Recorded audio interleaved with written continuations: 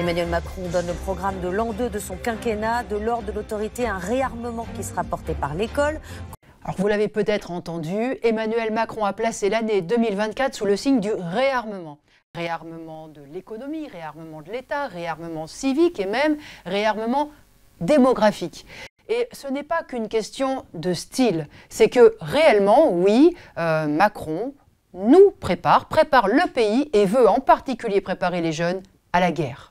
L'armée s'y prépare. Depuis l'invasion russe en Ukraine, elle multiplie les publicités, elle essaye d'appâter les jeunes en promettant 1001 avantages. Les marchands de canons aussi s'y préparent. Emmanuel Macron a expliqué qu'il fallait passer en économie de guerre. Et le ministre des Armées, Lecornu, a dit qu'on y était d'ailleurs en passe d'y arriver parce qu'il y a une accélération de la production des munitions, des chars, des avions de combat. Il paraît que fin 2023, un Rafale sortait tous les mois des usines Dassault. Aujourd'hui, c'est 3 Rafales qui sont produits tous les mois.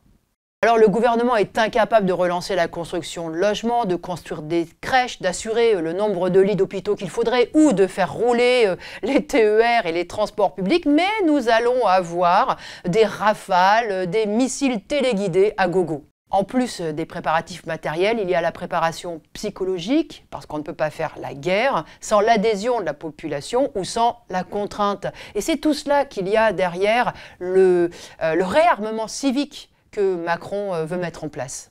Sous prétexte d'inculquer aux jeunes des valeurs collectives, on leur apprendra la Marseillaise, en uniforme de préférence, et de sorte qu'ils puissent chanter à plein poumon qu'un sang impur abreuve nos sillons. On leur apprendra le respect de la hiérarchie, l'obéissance à des chefs et l'amour du drapeau au travers du SNU, le service national universel. Mais les leçons de morale ne sont pas réservées aux jeunes. On en est inondé du matin au soir au travers des télévisions, des radios. Il y a toute une série de causeries autour de l'esprit du sacrifice et l'amour de la patrie. Dernièrement, un ancien ministre de l'Éducation, Luc Ferry, a regretté que les gens n'acceptent plus de mourir pour la nation comme en 14-18 où, a-t-il dit, 400 000 gamins ont accepté de mourir sur le chemin des dames en prenant une colline aux Allemands. En réalité, ces jeunes paysans et ouvriers ont été contraints de mourir ainsi pour rien et beaucoup d'entre eux ont fini d'ailleurs par se mutiner en refusant de monter à l'assaut. Alors face à toute cette propagande, gardons en tête la phrase d'Anatole France « On croit mourir pour la patrie, on meurt pour les industriels ». Toutes les guerres que nos gouvernants désignent aujourd'hui comme des guerres justes cachent en réalité des rivalités de pouvoir pour le partage de la richesse. C'est vrai de la guerre en Ukraine, mais c'est vrai aussi de la guerre qu'Israël mène aujourd'hui contre les Palestiniens. Dans ces guerres, le camp occidental pose en arbitre impartial qui n'aspirerait qu'à rétablir la justice et la paix face à la Russie, la Chine ou l'Iran qui seraient pris d'une folie impérialiste. C'est du cynisme absolu. Pour assurer leur propre domination, les États-Unis, la Grande-Bretagne, la France n'ont cessé de dresser les peuples les uns contre les autres comme ils l'ont fait en Palestine, de tracer des frontières artificielles un peu partout dans le monde.